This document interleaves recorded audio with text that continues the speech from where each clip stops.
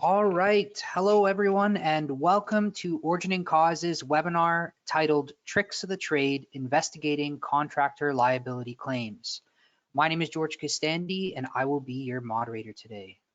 I want to welcome you all, and I hope you and your families are in good health and in safety. What interesting times we're in, but we're happy that we're all here together, and we're very glad that you've joined us. We actually have over 1,000 registrants and are at capacity for this webinar, but thank you all for joining us. This is really tremendous support, and we really appreciate it.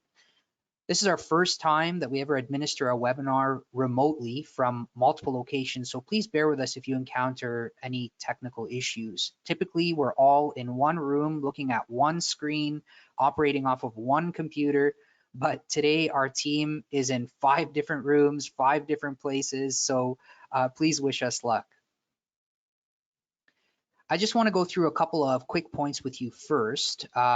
At the very end of the webinar, we're going to be having a live Q&A, and just wanted to let you know that you can submit questions in the text box under the webinar screen. If you can see the little panel on your screen, you submit your questions here. We'll try to get to as many questions as possible within the Q&A period. If we don't get to your question, we promise to follow up with you after the webinar ends and to make sure that your questions are answered. All questions are going to be anonymously addressed. Unless you want a shout out, just write your name and your company name and then your question or comment, and we'll make sure to give you that shout out. Just a quick disclaimer, all information discussed in this webinar is for educational purposes only and should not be applied directly to the administration of any particular file or claim. What we do is encourage you guys to take this information as a framework and just a educational understanding. And if you have any questions about any particular files or claims that are sitting on your desk that relate to any of the content that we're talking about, give us a shout, give us a call, send us an email, and we're happy to connect you with the right expert who can talk you through it and assist you with whatever questions or issues you have. The webinar is being recorded. It's going to be posted on our website, LinkedIn, YouTube pages, so please feel free to pass it on to your colleagues or any team meetings that you may have in the future. We're going to be sending completion certificates in a follow-up email. As I mentioned, we have over 1,000 people here, and it's a manual process of creating these completion certificates and mailing them. We mail them one by one. And so we ask you for your patience in getting those completion certificates. At the end of the webinar, when you close the window, the program is going to prompt you to answer a few questions about the webinar, and we love to hear your feedback. Questions include things such as ranking the speakers, ranking the content, and also giving you an opportunity to sign up to our next webinar, which I will announce at the very end of this session. If you're experiencing any technical difficulties, you can email our team at webinar@origin-and-cause.com. And of course, join in on the conversation on Twitter via #OCWebinar. Okay, let's get started. First, I'd like to introduce you to our speakers. The first speaker is Mazen Habashi, who's the president of Origin & Cause. He has 34 years of industry experience and has completed over 3,500 forensic investigations. His specialties are fire and explosion investigations. He is an electrical engineer, which typically does a lot of electrical failures and malfunction claims. He works a lot on product liability claims. He does alarm system investigations and security camera video extraction. Dinu Mate is also joining us as a speaker with 27 years of industry and academic experience and has conducted over 1,500 forensic investigations. His specialties, he's a mechanical and materials engineer, and his specialties include failure analysis of materials and metals, product liability claims, commercial and residential plumbing systems and component failures, oil spills, corrosion, and metallurgical and fractography investigations. Without further ado, Mazen, the mic is yours.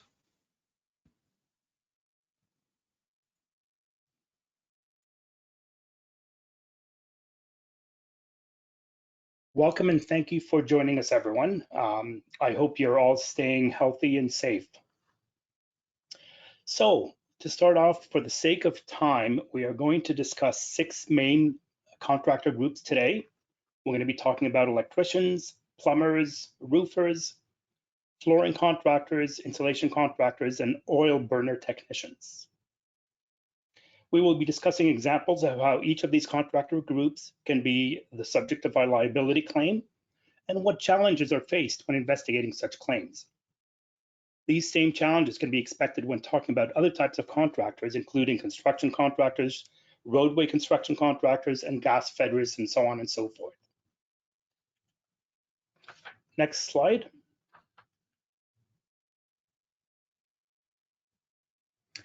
So just before we get into things, let's talk about the golden rule, which is time is money. So when we're talking about evidence, the more time your evidence is not preserved, the greater risk there is of compromised evidence. And ultimately, that means that you have decreased negotiating power in trying to settle a claim. Okay, next slide. It goes without saying that evidence is key to any claims investigation. Without properly documenting evidence, any claim investigation can be put at risk. You risk having to deal with a poorly investigated claim if you or your expert do not have proper access to a scene. Without properly preserved evidence, your investigation is compromised. This is true for you, the first party adjuster, or the liability adjuster. On occasion, we as experts are called in after the fact when all is said and done at a scene. The challenge for the expert will then be that if the claim or the incident was not properly investigated by others, for example, those that were involved or called in from the outset, then we will potentially have evidence that is missing, making it a little more difficult to come to a conclusion during our investigation. Additionally, we face a difficulty at times of getting access to information, details, or evidence that has been secured by the public sector. Let me give you an example. I'm currently working on an incident which may have been captured by security cameras. The digital video recorder, or DVR, was secured by public sector investigators. It has been a challenge to get access to the video recording. A very long and detailed scene examination was conducted in the absence of having access of this evidence. I believe that had I been able to review the video footage in a timely fashion, the time taken to conduct my scene examination would have been cut in half. Okay, next slide. Sometimes an expert needs to get information directly from the individual who did the work. That is the subject of the claim. If this person becomes unavailable, the investigation becomes more difficult to conclude, since background information may now be secondhand or even entirely unavailable. We also face challenges when the claim isn't reported to by a contractor insurer in a timely fashion. This would certainly put at risk a retained expert's ability to respond quickly to make certain evidence is not compromised. This should definitely be something a liability adjuster needs to consider.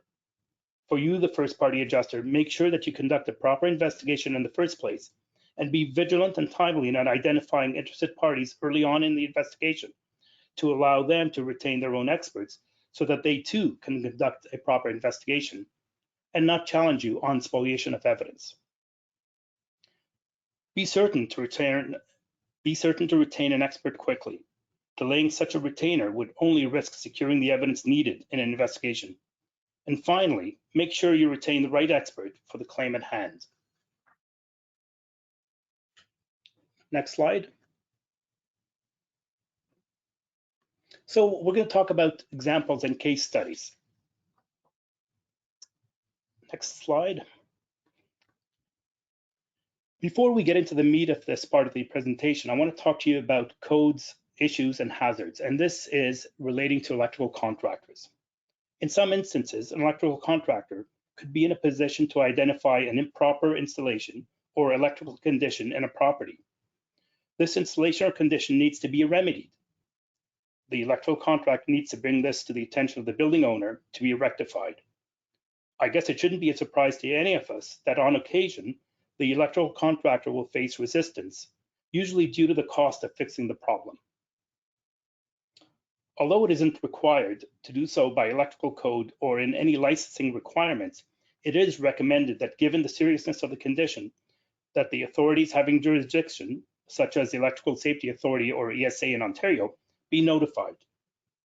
Imagine a scenario a few weeks or months later if an electrical issue causes a fire or another type of claim, and it comes out an electrical contractor had inspected the building earlier and stayed mum on the condition or hazard.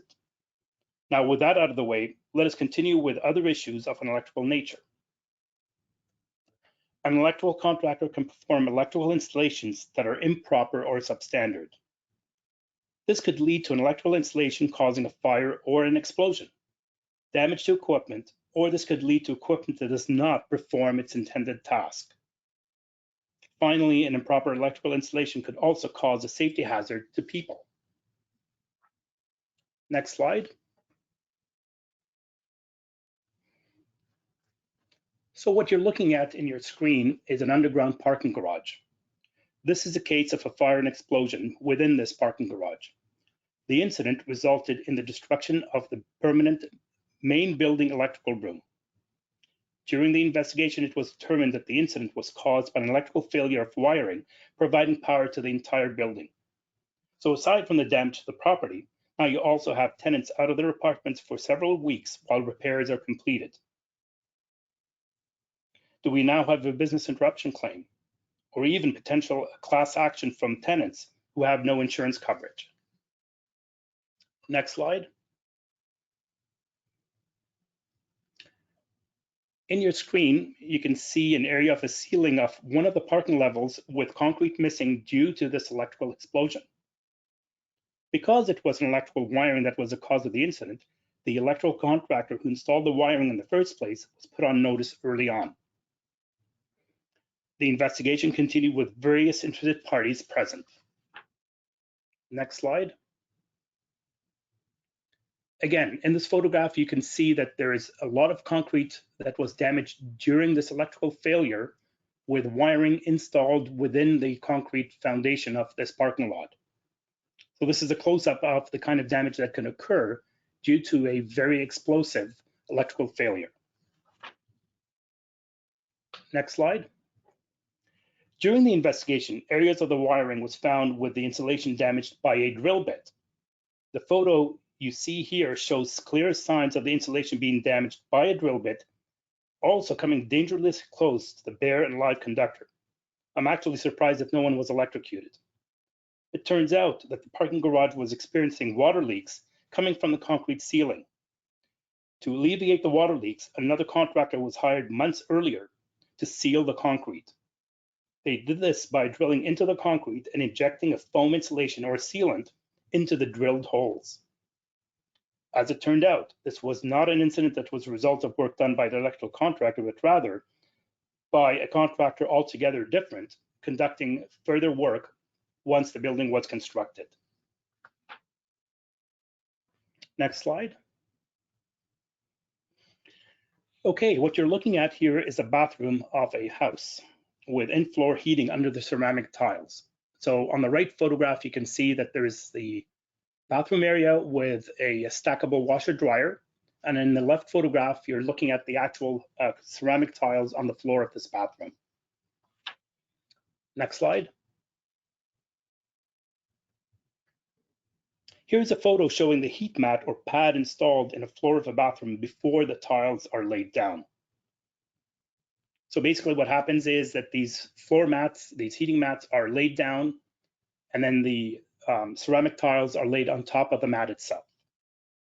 The photo on the right shows the controls or thermostats for the in-floor heating system. Next slide. Labels for the in-floor heating mat showing a rating requirement for the power supply for the heating mat to be 120 volts AC.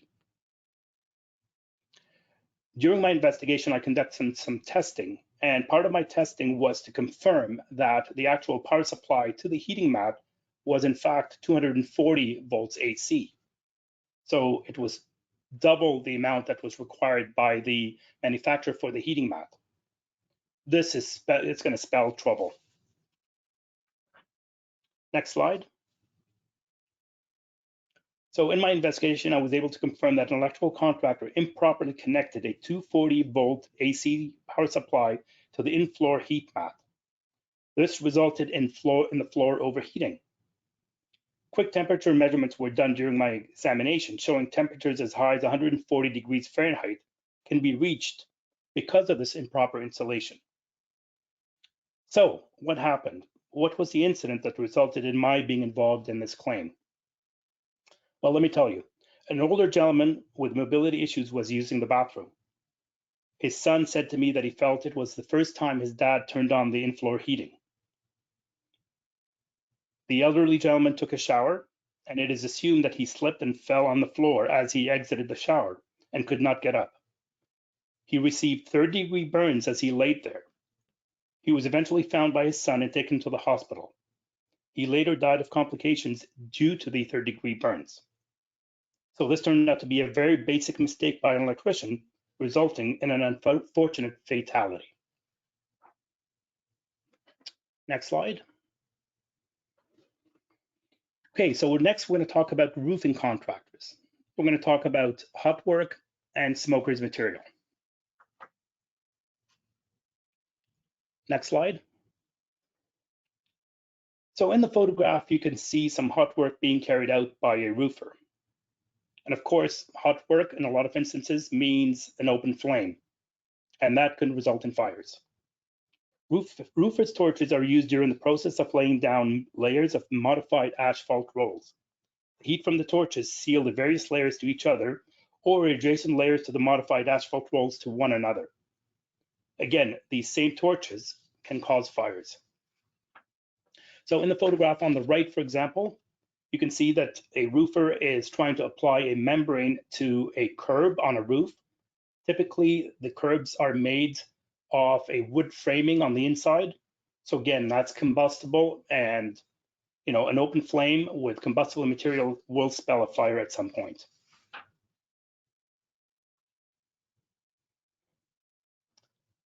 We found that other ways that roofers can cause fires is in the mops that they use. Mops are used to apply tar onto the roof, and if not properly stored after being used, they could be prone to a fire hazard due to spontaneous heating. A lot of roofers store their mops in a tar pot overnight. That's a safe way of doing it. Others, for example, will leave the mop up on the roof, and overnight, sometimes due to conditions, weather conditions, wind conditions, the mop can undergo spontaneous heating and ignite, resulting in a fire on the roof structure. Next slide. So here's an example of a roof structure that was damaged by a fire due to roofers. Other times, aside from the equipment that the roofers use, whether it's a roofer's torch or a mop, roofers are sometimes seen smoking up on the roof structure. And of course, there is a potential with roofers and smokers' material that a fire can result. Okay, let's talk about flooring contractors. So we're going to discuss two ways that flooring contractors have been blamed for causing fires. One of them is spontaneous ignition of rags, and we'll talk also about the working with inadequate ventilation.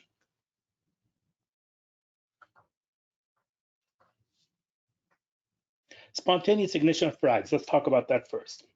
When flooring contractors install a new hardwood floor, or perhaps refinish a hardwood floor, stain is applied to the flooring. The application of the stain onto the flooring is done with the use of rags. These rags are used to apply the stain and sometimes to remove excess stain. In either case, the rags are now soaked with the stain. Some stains are prone to a chemical exothermic reaction called spontaneous heating. Linseed oil is an example of a stain or stain additive that is prone to undergoing spontaneous heating. If the rags used are not properly disposed of after the staining is done, a fire can easily occur. I've encountered many instances of rags kept on the floor near where the staining was done, or in cardboard boxes resulting in fires. These rags should have been disposed of properly in a water-filled metal container. So in the photograph on the right, you can see that there's a sign typically applied to the lid of a stain that dictates how rags are to be disposed of. And if we don't follow those same recommendations, then we are opening up ourselves to having a fire due to the spontaneous heating of these rags. The other way, of course, is working with inadequate ventilation. In some instances, a floor finish such as a polyurethane is applied to the flooring. This application can generate substantial vapors as the finish cures and dries. If not ventilated properly, these vapors can accumulate, usually at floor level, since these vapors are heavier than air. So if a flooring contractor is applying a polyurethane and does not open the windows to the property, and there isn't enough ventilation, there is that potential of vapors being developed. I've investigated the ignition source, such as flames from a furnace or water heater, can ignite these vapors that are accumulating close to the floor. I've investigated such flash fires in the past, ones that not only cause property damage, but also personal injuries or even death, sometimes to those who are applying the finish themselves. Okay, next slide.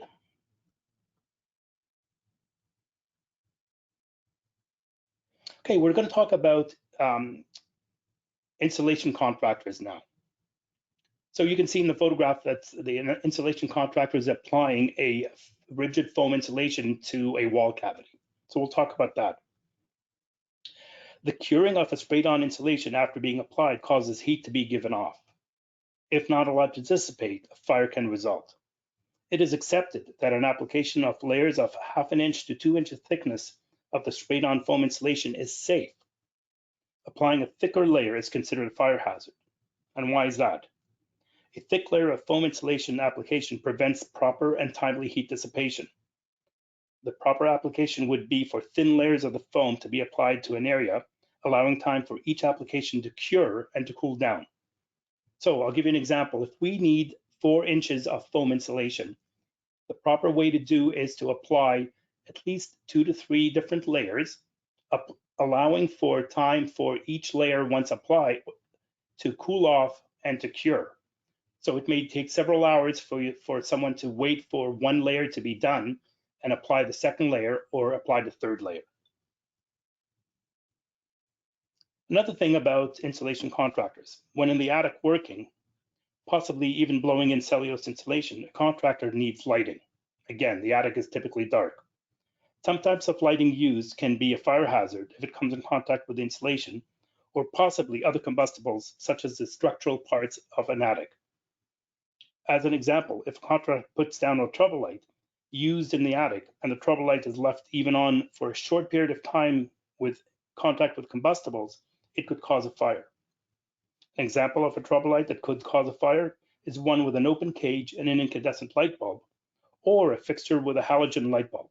Both these can get extremely hot, generate sufficient heat, and spell trouble. Additionally, walking around the attic in near darkness could result in wiring being stepped on and as a result damaged. Some of the wiring may not be visible to the contractor as the wiring may be obscured from sight, being encased in insulation material, so quite difficult to avoid. And of course, the times when I've been investigating fires with insulation contractors and the owners tell me that they see these contractors smoking up in the attic. Again, this spells trouble for a contractor because of the potential for causing fire incidents. I will now hand things over to my colleague, Dino Mattei.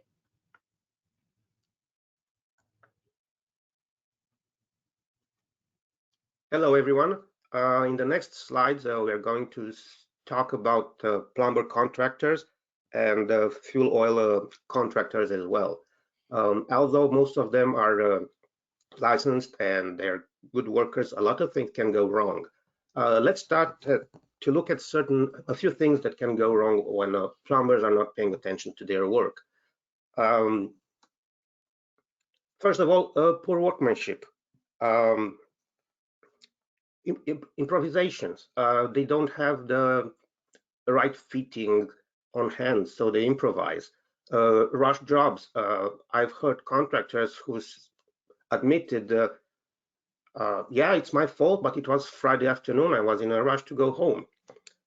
Use of misfit components.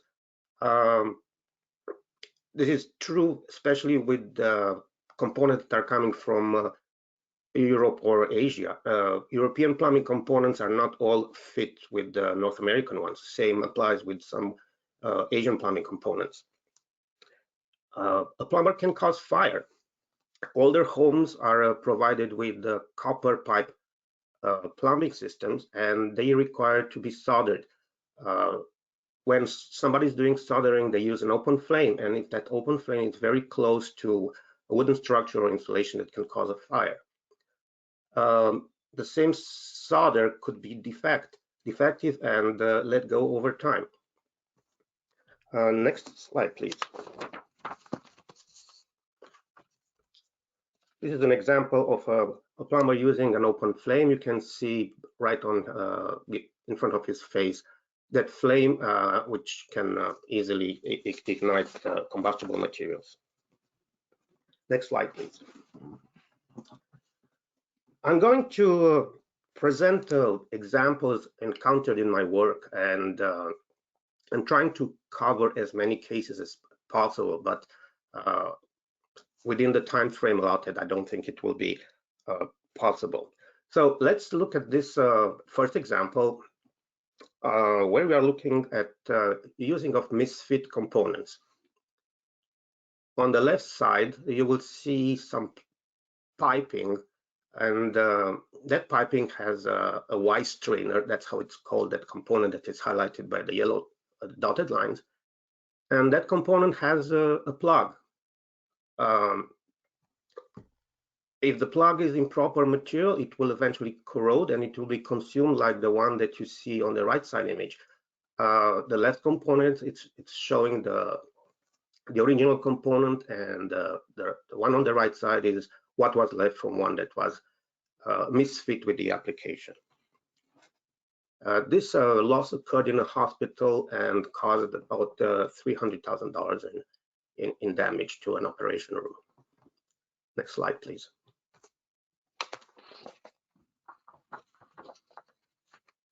I mentioned earlier improvisations. We are looking here at a new building which suffered severe flood damage during the first rain. The cause was relatively simple. As you can see in the right side image, there is a roof drain pipe which was not properly supported. So under the weight of water, the pipe simply separated and allowed flooding to occur. Next slide. Commercial buildings are provided with wet or dry sprinkler systems. Those sprinkler systems need to be maintained and inspected regularly. If this procedure is not followed, disaster can happen. In wet sprinkler systems, the pipes are filled with water 24/7. At least once a year, these pipes need to be flushed. And one of the reasons is to eliminate bacteria that can thrive in stagnant water. If that bacteria is not eliminated, it can actually cause corrosion. On the right side in the image, you can see the buildup of material caused by bacteria. And under that material, there is significant corrosion to the pipe, which led to wall perforation and flooding. Next slide, please. This is a typical example of a rush job. This was a new home, and the installer was supposed to attach the piping to the bathroom. However, because it was late in the day, he simply failed to do a proper connection, which you can see in the highlighted area. These two pipes were supposed to be soldered or together. However, the plumber failed to solder them. He simply shoved them into each other, and they failed within a matter of weeks, causing significant damage to this house. In this particular slide, we are looking at a cottage, which was supposed to be winterized. However, the contractor retained to winterize the home, and by winterizing meaning drain the pipes and leave the valves open. So the contractor failed to winterize this cottage, and during cold season, a lot of pipes froze, causing significant water damage to the house. And because the damage was discovered late, there was enough time for mold to grow up and made this beautiful cottage unlivable. It has to be turned down. Next slide, please.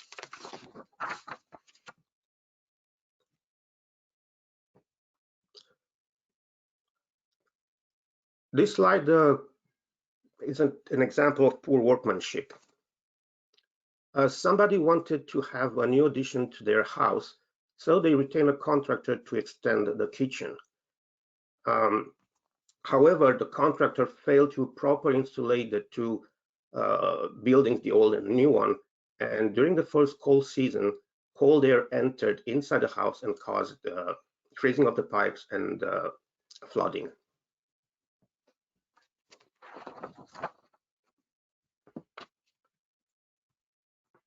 Not only homes, but commercial structures are prone to being flooded by contractors' failure to follow proper construction rules. In this particular case, we are talking about a water treatment plant where a contractor was retained to install some piping to run some chemical from one reservoir to another one. However, the contractor failed to realize that the fluid that was circulating was very corrosive and used a material which was not corrosion resistant. And as you can see on the right side image, that fitting practically melted away in a matter of days. Next slide, please.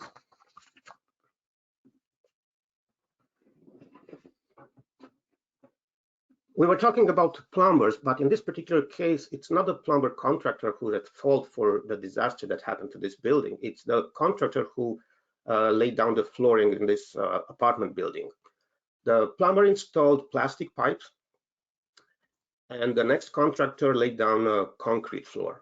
However, they failed to protect the pipe, and when the cement started to harden, it shrank and it caused this pipe to fail.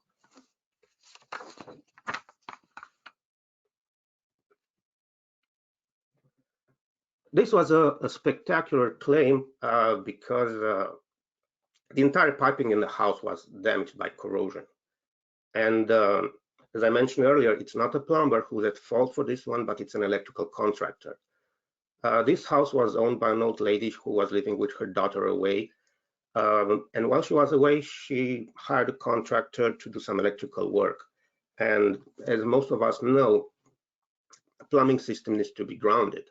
But this contractor failed to do so, and currents flowed through all the pipes in the house, which were corroded and caused significant damage to this property.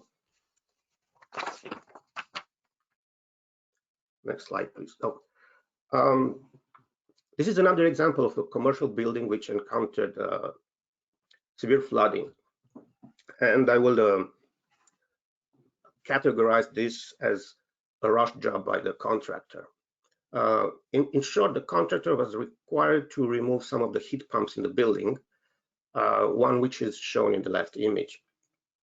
Before replacing the heat pump, he was supposed to isolate the floor and shut the valves to prevent liquid to flow while the pump is disconnected. Because they failed to do so, when they disconnected the first pump, a lot of water started to discharge. They went into panic mode. They could not find the shut-off valve, so they had to go several floors down to shut the main water to the building off. Realizing their mistake, they tried to cover those by altering the evidence. So the valve in the right side image was altered by them. The contractor claimed the valve was defective and this caused water damage to the building. In fact, they disassembled the valve, they butchered it, and they put it back together, claiming it was defective. Next slide, please.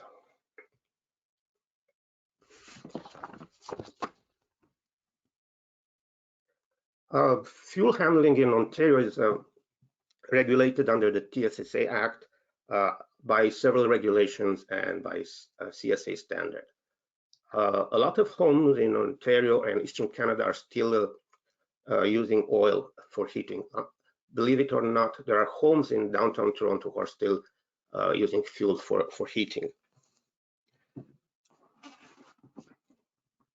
There are several instances where oil spillage can cause significant environmental damage and property damage. Oil spills are usually very expensive claims, and sometimes are the installers or the fuel suppliers who do not follow recommendations or applicable codes when delivering fuel. When somebody's delivering fuel to an oil tank, which is located outdoors, they have to conduct a visual examination. And during this visual examination, certain things can be observed. However, oftentimes it's a driver who delivers fuel, and these drivers are not properly trained in those operations. And another reason for oil spillage is the fact that some of the owners are not trained to use their equipment. And the area is really gray because the standards make the homeowner responsible for maintaining the equipment. However, if a homeowner is not educated, how one can expect for them to follow proper rules. And another cause is obviously negligence. So let's look at a few interesting examples.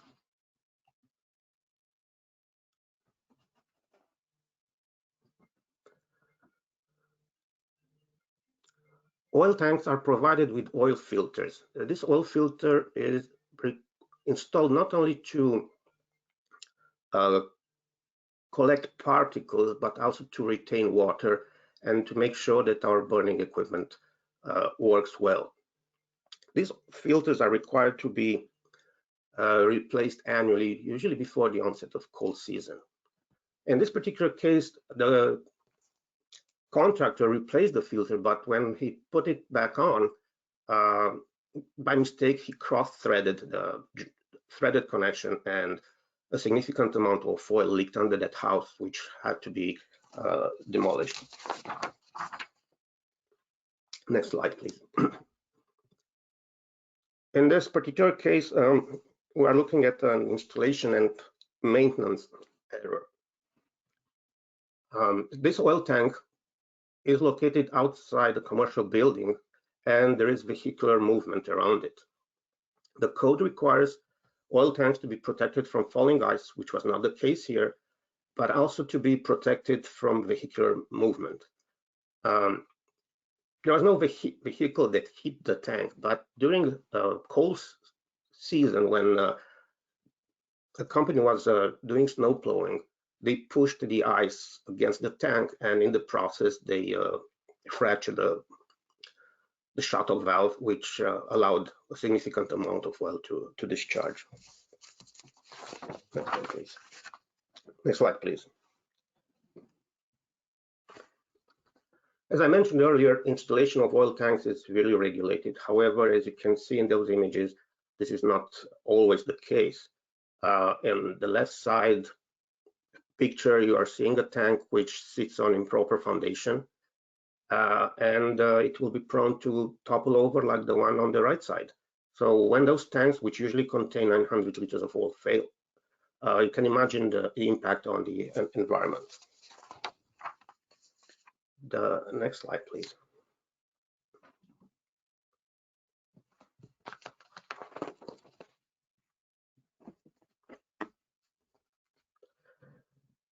This is a typical example of an oil filter which froze.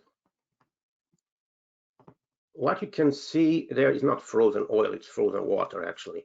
So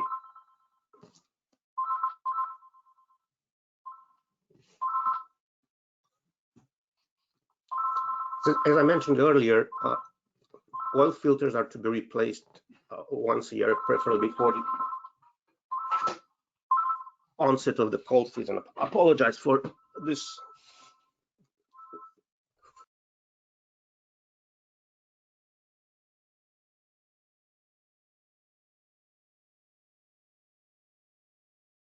Hello again. I apologize for this mishap. Somebody called me.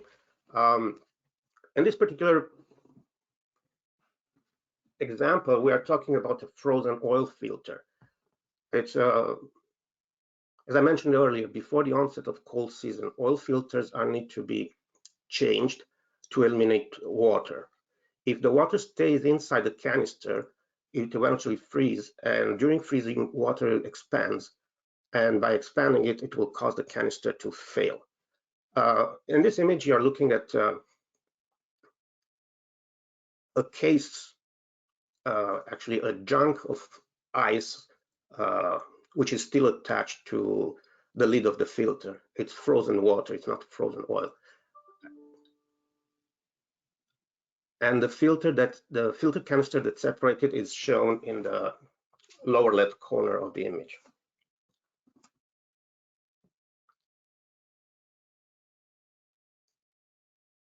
Next slide, please.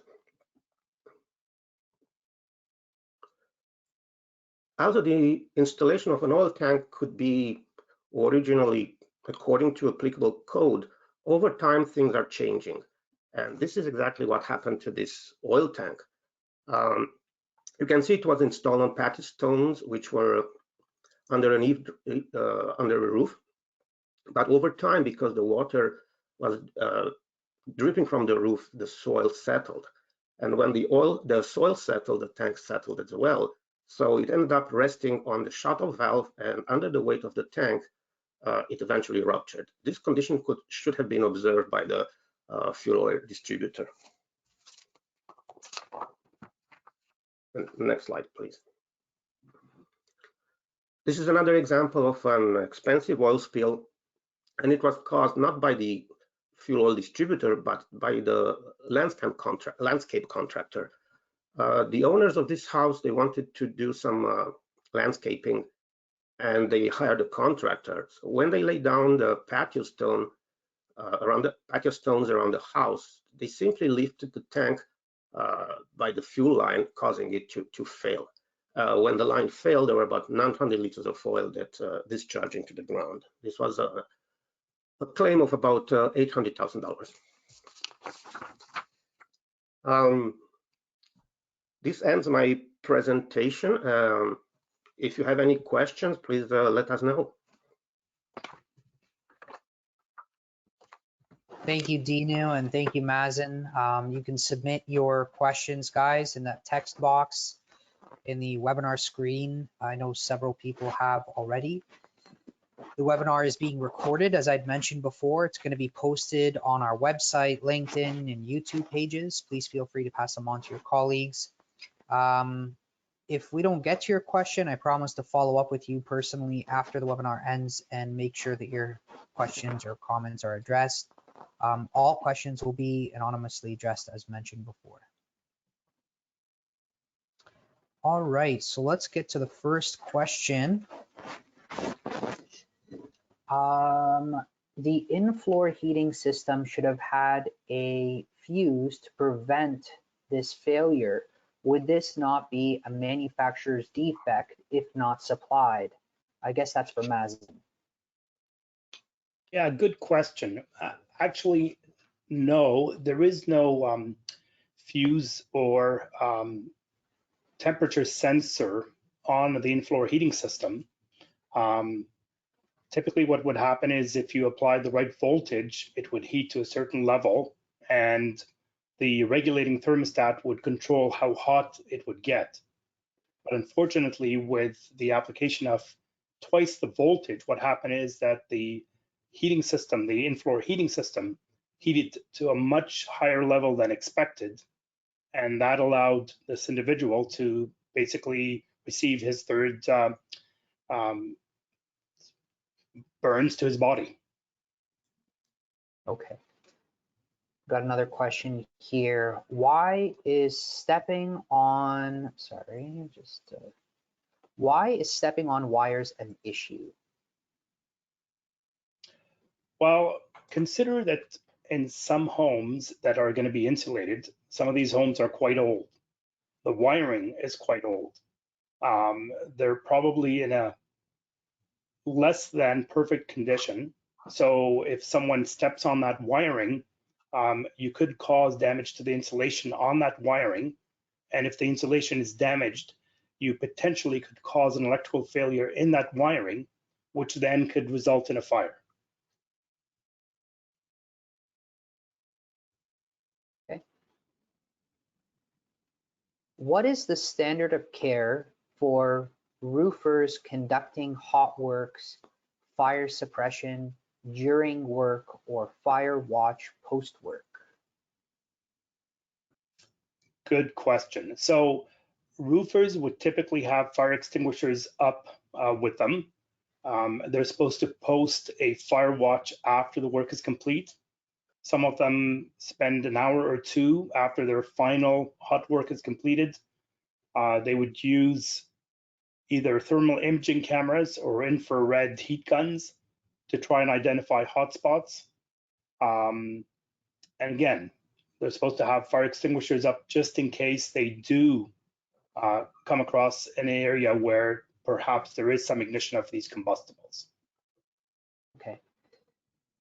Hi, Dinu. Is there a TSSA regulation for attaching AST to the floor if installed in a residence? What if it floats in a flood and flips over, spilling oil? Sorry, ask the question again. Okay. Is there a TSSA regulation for attaching AST to the floor if installed in a residence? That's the first part. And then what if it floats in a flood and flips over, spilling oil? Oh, combining those two, it's a disaster. Very good question. Yes, oil burning equipment is regulated by applicable standards, and they should be followed. They are very clear in stating what should be done and should not be done when you're handling fuel burning equipment. And very important, those are to be done only by qualified personnel. Okay. Next question, how long would a typical soldering on a copper pipe last for? As in, what is the average life expectancy? The solder joint should be stronger than the pipe itself. If properly done, it should last forever, or at least as long as the pipe is not disturbed from outside by chemicals. So the life expectancy of soldering, you would say, would be 50 years plus? Oh, absolutely. I have seen homes from mid-50s who have beautiful solder joints and no problems whatsoever. Okay. What information, photos, or evidence do you need from the site or from witnesses in a roofer's claim?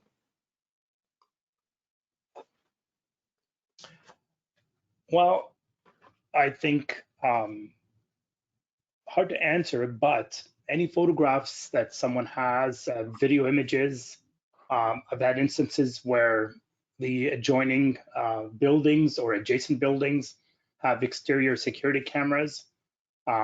Sometimes you can look at those security footage and you can see what kind of work is being carried out by the roofer. A lot of times, if it's in a commercial property, which is mostly where roofing work is carried out, people that are in charge of the property manager will typically go up on the roof, and I would say that if they are taking photographs as the work is underway, then that's important for us to take a look at. So we just know what kind of work they're doing, what kind of layering they're putting onto the roof structure. And even on occasion, once a roof fire starts, sometimes people take video images or they snap photographs with their cell phone. I've had an instance where some kid deployed their drone and basically videoed the fire as it developed on the roof structure of a commercial building. How about information, Mazen, on like, say, who was on the job, when were they on or off? Do you typically request that information in your investigation? Of course. I mean, we certainly want to know, what roofers were up there, who the employees were, just so that we can talk to them and ask them questions about, the kind of work that they were under doing. Sometimes it's important for us to know what kind of materials they're using. So if we don't have access to the roofers, it's hard to really determine that in instances where the roof structure is completely gone. So there's a lot of typical background information that we would want to know before we conclude our investigation. And how often do you get access to the contractors? Like, say you're on the other side and you're asked to investigate how a contractor had done the work, and you need to contact that particular contractor, their subcontractors, and so on. How often do you get access to their people and get cooperation? Well, I would say that initially we would quite often get access to this information. There are instances where we don't, but eventually, I mean, the information will come to the surface. I mean, eventually all that information will come out. It may take several months. It might be a question of finding that information out during discoveries or during litigation, but eventually that information will come forward. Okay. Next question. What about nails penetrating in floor heating? Who would be responsible? Well, I guess the question I would ask is nails from where? I mean, most times within floor heating, ceramic tiles are laid onto the floor. They don't typically require nails to be put through. So it's not like a hardwood floor where sometimes you're nailing hardwood flooring down. If it's nails that come from below the floor, that's something different. Of course, anytime you damage electrical equipment or wiring, which the in-floor heating system is essentially a heating wire, if you damage it with a nail, you potentially could cause an electrical failure that then results in a fire. And Mazen, for my knowledge, is there not typically heated floors under hardwood as well? Are there instances where hardwood is heated? There are instances where hardwood floors are heated. A lot of times they're heated with radiant floors, so it's radiant water or with other kinds of fluids. Typically, if you've got the kind of in-floor heating that we saw in the photographs that I showed, it's typically ceramic tiles. So in the case where you've got hardwood floors and they're heated through radiant heating methods, and a nail were to puncture or penetrate the piping, would that be the flooring company? That would probably cause more of a flooding than an electrical issue. Mm-hmm. Okay. Is there a website or a place to go to look up building codes?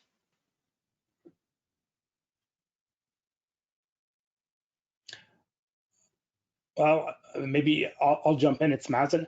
I mean, you obviously cannot get access to the Ontario Building Code in Ontario, or in several provinces, they also have their building code. I'm not sure that there is a website as opposed to actually the building code that will give you the information that you need. Building codes are available online, so you can download the building code or you can order a book, which is the actual building code. I can jump in. The building code has to be purchased. It's not available for free. Anybody can go and check Ontario Building Code, and it'll be prompted with more than one website, but the code needs to be paid for.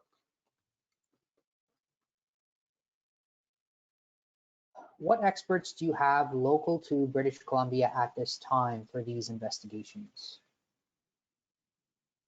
Mazen? So right at this time, we have two experts. We have one expert that's actually coincidentally on her way to Victoria on Vancouver Island. She will be arriving in the next 2 to 3 days. We also have one fire investigator, one expert in the Vancouver area that's available as well. And hoping to add more individuals to the BC market shortly. Thank you. For the plumbing pipe failure from electrical grounding, can you please explain that again with regards to why you need to ground plumbing pipes? Does this also include gas pipes? Mazen, do you mind answering this question?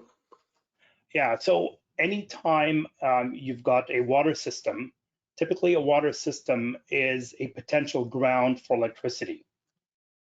So if you don't electrically ground the water system, so it's the copper water pipes, what potentially could happen is if you have a piece of equipment such as a dishwasher or a washing machine, and those appliances sustain an electrical failure, if the copper pipes that they're attached to are not properly grounded, what happens is that the electrical failure will go through the copper pipes, impose electrical currents in those copper pipes, and of course cause some trouble to the copper pipes, but also it potentially could then not result in a circuit breaker tripping because the electricity is not flowing back through the ground conductor to the electrical panel itself. Now, with a lot of modern piping for water now being plastic, such an issue does not exist. During Mazen's response, our colleague Adam, who is our structural engineer, corrected me regarding the Ontario Building Code. So he advised that Ontario Building Code is the law and is available online. The appendices and supplements are not online. Those you need to purchase.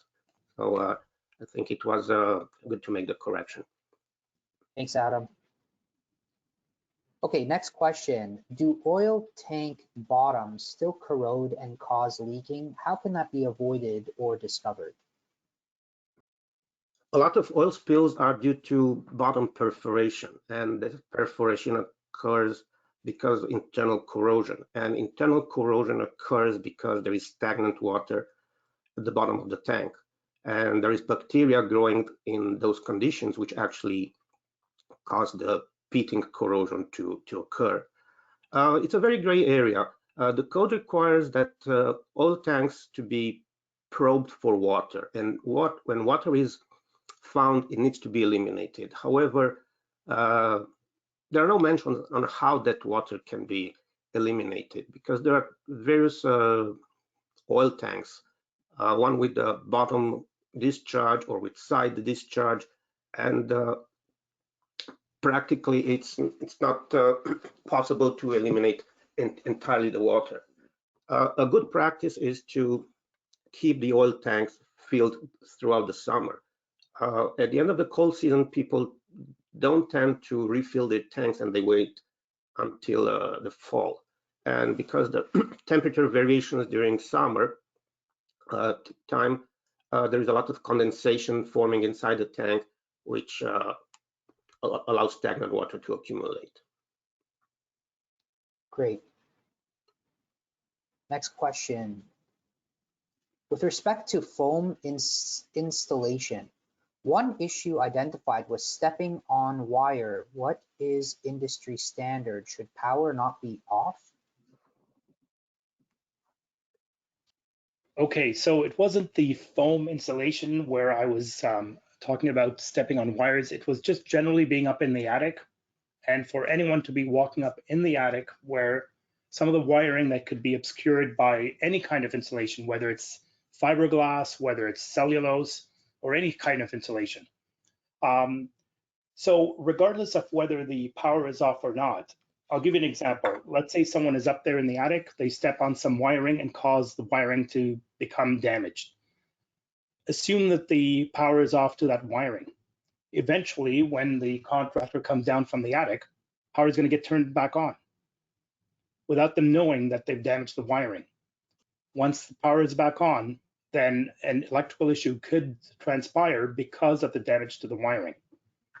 So turning power off does not necessarily prevent an incident from happening, because ultimately and eventually that power will get turned back on. Thanks, Mazen. There are a bunch more questions, and I think what I'd like to do is, once we drop off, I'd like to, first of all, we're going to email you individually. I'm going to connect you to Mazen or Dinu, or whoever is relevant to answer your questions if you've submitted them.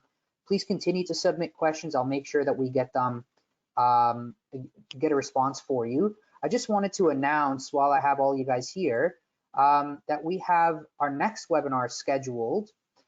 It's on the same topic, contractor liability, but in construction claims. So I know a lot of you guys work with our structural engineers, and this is going to be hosted by our structural engineers. It'll be taking place April 29th from 1 to 2 p.m., same time slot. And you are all welcome to join. It's entirely free. We are in the process right now to have these, have it accredited in Alberta. So it's still pending accreditation in Alberta, but it is accredited in Manitoba, Saskatchewan, and British Columbia at this time.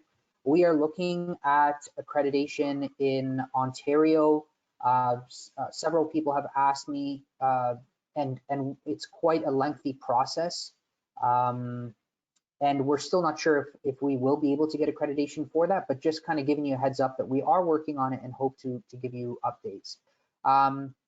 I have a short description here. So in spite of the best intentions of experienced contractors and trades professionals, they occasionally find themselves and their insurers entangled in construction liability claims. In some cases, the claim arises from work completed years past. Understanding what went wrong and how it could be avoided and being caught is very important in what we're going to be focusing on in the webinar.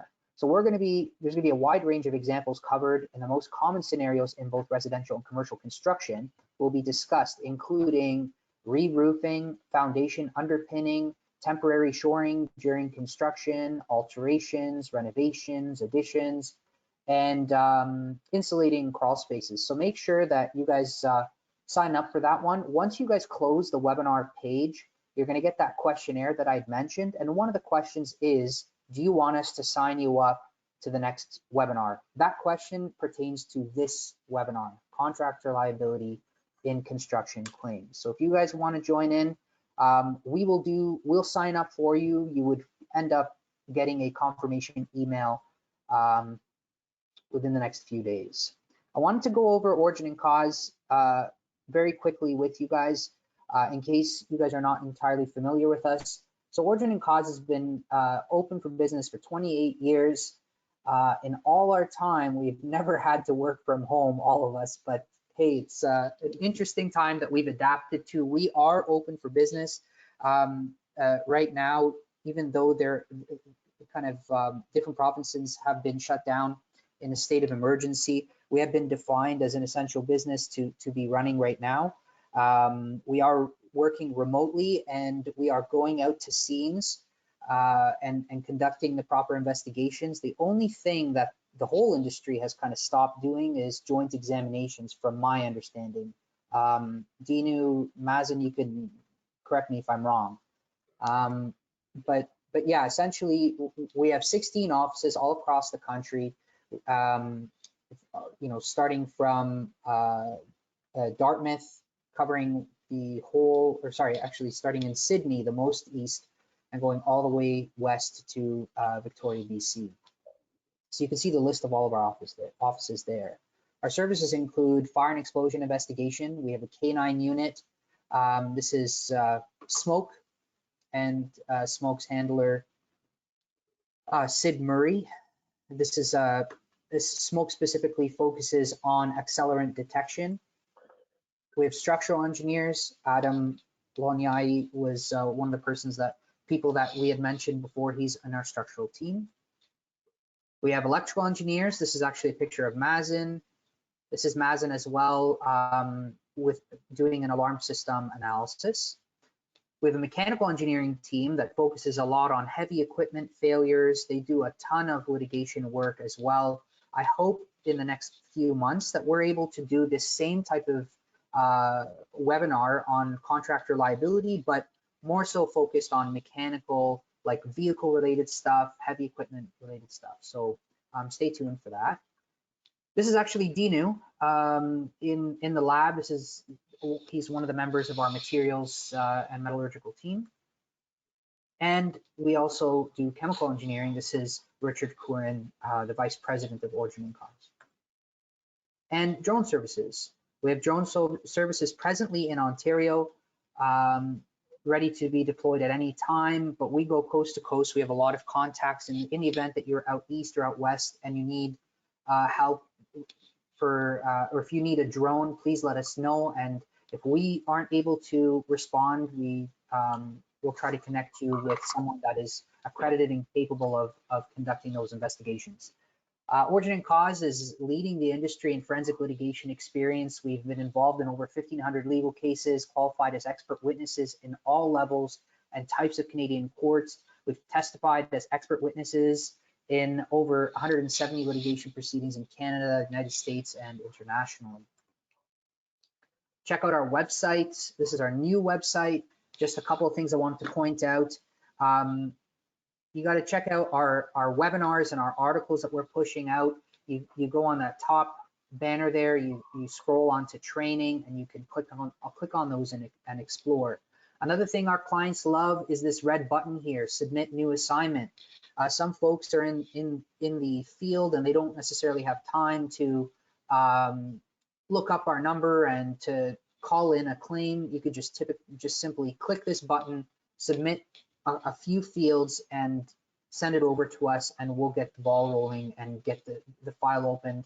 And if you don't want a file opened, but you want to simply just ask a question, you can do that within that field as well.